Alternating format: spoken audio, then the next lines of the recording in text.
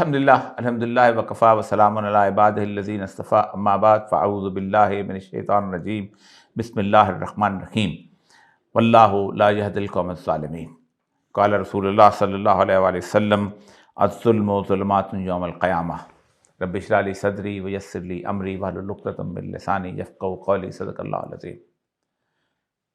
معزز خواتین حضرات، آج ایک ایسی منفی خصوصیت کی بات کرتے ہوں جو اللہ تبارک و تعالیٰ کو بہت زیادہ ناپسند ہے۔ ہم نے کل حسن اخلاق کی بات کی تھی، اس کے مقابلے کے اندر جو چیز انسانوں کے اندر بہت زیادہ رواج پا چکی ہے وہ ظلم ہے۔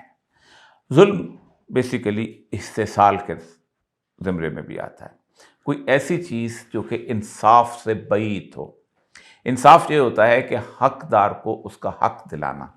یا کوئی چیز کسی اچھی جگہ پہ، مناسب جگہ پہ جہاں اس کا حق ہو وہاں اس کو رکھ دینا، اس کو کہتے ہیں انصاف۔ اس کو انصاف کہتے ہیں،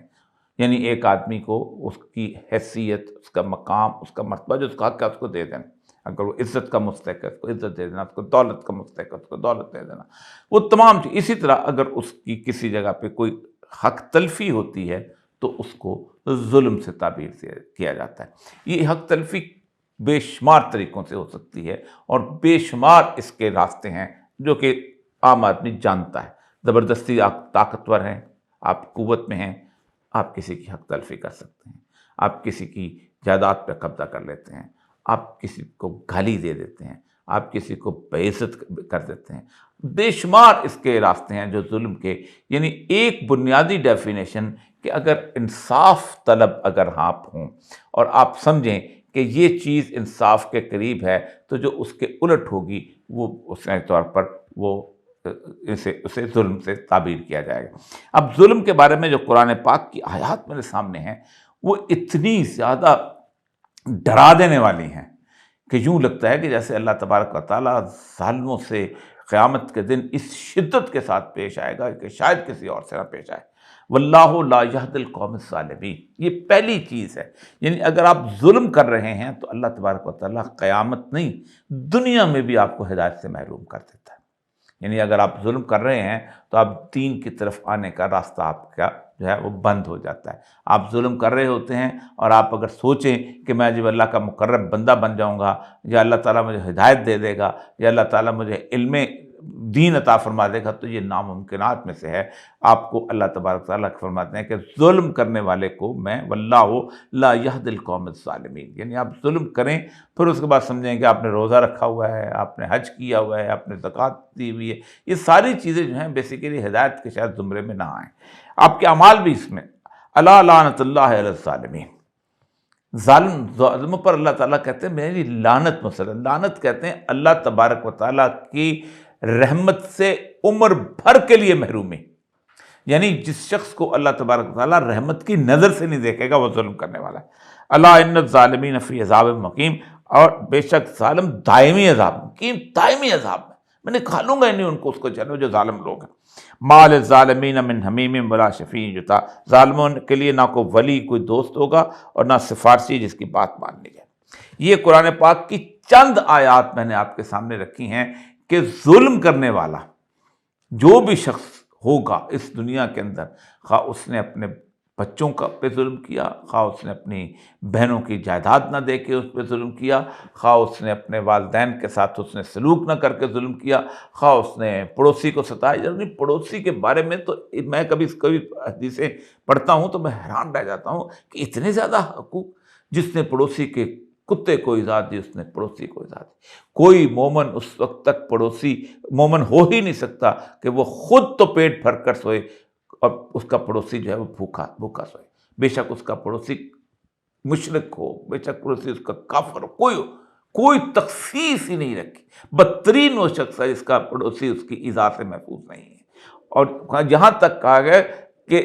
مومن کی پہچان ہی ہے۔ بعض دفعہ تو کہا گیا تھا کہ پڑوسی کے بارے میں جہاں صحابہ نے کہا کہ رسول اللہ صلی اللہ علیہ وسلم نے فرمایا کہ مجھے ایسے لگتا تھا تو کہیں اللہ تعالیٰ جائیداد میں بھی ان کا حق نہ رکھ دے۔ اور پڑوسی کے بارے میں کہا گیا 40 گھر اس طرف، 40 گھر اس طرف اور 40 گھر اس طرف، یا ذرا اس کو گن لیں۔ آج کل ویسے ہم نے بڑا کمال کام یہ کیا ہوا ہے کہ ہم نے گھر ہی وہاں بناتے ہیں کہ جہاں چاروں طرف پڑوسی وہ غریب آئے ہی کوئی نہ، کوئی 4 کنال والا ہے تو 2 کنال والا ہے، اس کے باوجود بھی اللہ تعالیٰ کبھی امتحان کے لیے آپ کا پڑوسی بنا دیتا ہے۔ مثلاً آپ کے گھر کے سامنے ایک مکان بننا شروع ہو جاتا ہے، اور اس مکان کے اندر ایک چوکیدار ہو جاتا ہے، کچھ اور 1-2 لوگ ایسے ہو جاتے ہیں جو کام کرنے والے ہوتے ہیں، اور وہ اگر وہاں پر موجود ہیں تو آپ کے پڑوسی ہیں، بے شک وہ 10 مہینے کے لیے ہیں، 10 دن کے لیے ہیں، یا 2 سال کے لیے ہیں۔ ان میں سے اگر کوئی پڑوسی رات کو بھوکا سویا اور آپ نے بہت بڑی دعوت اڑائی، دنیا میں آپ کا کوئی قانون آپ کو ہتھکڑی نہیں لگائے گا، لیکن قیامت کے دن اللہ تبارک تعالیٰ اس کو ظلم سے تعبیر کرتے ہوئے آپ کو ہتھکڑی لگائے۔ یہاں تک کہ آپ صلی اللہ علیہ وسلم نے فرمایا کہ اپنے رب عز و جل سے نقل کیا، آپ اپنا انی حرمت علی نفسی، میں نے اپنے نفس پر ظلم کو حرام کیا اور اپنے بندوں پر بھی، اور تم ایک دوسرے پر ظلم، یعنی اللہ فرماتے ہیں کہ میں خود بھی اپنے اوپر حرام کیا۔ کتب علی نفسی رحمت، ہم سنیں اللہ تعالیٰ نے فرماتے ہیں کہ میں نے اپنے اوپر رحمت فرض کر دی، جیسے آپ کہتے ہیں ہمیں کہا گیا کتب علیکم الصیام، ہم نے تم پر روزے فرض کیے، اللہ نے اپنے اوپر رحمت فرض کی، لیکن اللہ نے جس چیز کو اللہ نے اپنے اوپر حرام قرار دیا وہ ظلم ہے، اور آپ پر بھی حرام قرار دیا۔ جس طرح رحمت اس کے اوپر فرض ہے، اس طرح رحمت آپ پر بھی فرض۔ پھر اللہ کے رسول صلی اللہ علیہ وسلم نے سید ابو ہریرہ کی روایت ہے، جو کوئی اپنے بھائی کی طرف لوہے سے اشارہ کرے تو بے شک فرشتے اس پر لعنت کرتے رہتے ہیں یہاں تک کہ اس سے باز آ جائے، اور اگرچہ کہ اس کا سگا بھائی بھی کیوں نہ ہو۔ لوہے سے اشارہ کرنے کا مطلب ہے کسی نے خنجر اپنے بھائی کی طرف یوں کیا، کسی نے، اب تو بندوقیں آ گئی ہیں، اب تو پتہ بڑا کچھ آ گیا، یوں کر کے جس نے اشارہ کیا، اس نے فرشتے اس پر لعنت کرتے رہتے ہیں، اور خود سوچیں کہ اس پر فرشتے لعنت کرتے ہیں، اس کا کیا کیا صورتحال ہوگی۔ اتقوا دعوت المظلوم انہا لیس بینہا و بین اللہ حجاب، مظلوم کی آہ سے ڈرو۔ یہ قرآن پاک کی بھی بہت خوبصورت آیت ہے کہ اللہ تعالیٰ کہ امن یجیب المضطر اذا دعا، کون ہے جو مضطر دلوں کی دعائیں سنتا ہے، اور مضطر دل کون ہوتا ہے کہ جس پر ظلم کیا جاتا ہے۔ یہیں پر اللہ کے رسول اسی کو اور حضرت ابن عباس کو فرماتے ہیں کہ جب معاذ بن جبل کو یمن کا عامل مقرر کیا تھا تو آپ نے کہا دیکھو مظلوم کی فریاد سے ڈرتے رہنا، اتقوا دعوت المظلوم، مظلوم کی فریاد سے ڈرتے رہنا، بے شک اللہ اور اس کے نزدیک کوئی پردہ نہیں ہوتا، حجاب نہیں ہوتا۔ پھر آپ صلی اللہ علیہ وسلم آیا کہ ہاں یہ بہت خوبصورت، اس پہ بات ختم کرنا چاہتا ہوں۔ آپ نے فرمایا انصر اخاک، اپنے بھائی کی مدد کرو، ظالمن و مظلومن، بے شک وہ ظالم ہو یا مظلوم ہو۔ یہ بڑی حیران کن بات کہ تم ظالم کی مدد کیسے کر سکتے، مظلوم کی تم نے مدد کی، اس کو جان بخشی کروا دی، اس کے ساتھ کھڑے ہو گئے، ظالم کی مدد ہم کیسے کر سکتے ہیں؟ وہاں ہاذا نصر مظلوم، کیسے آپ صحابہ نے پوچھا، آپ نے فرمایا ظالم کی مدد اس طرح کرو تو اس کو ظلم کرنے سے روکو، جس تک اس کو ظلم کرنے سے روکو گے اور وہ رک جائے گا تو اس کی مدد کر رہے ہوں گے، وہ اللہ کے غضب اور ناراضگی سے دور ہو جائے گا۔ اور یہاں تک آپ نے کوئی شخص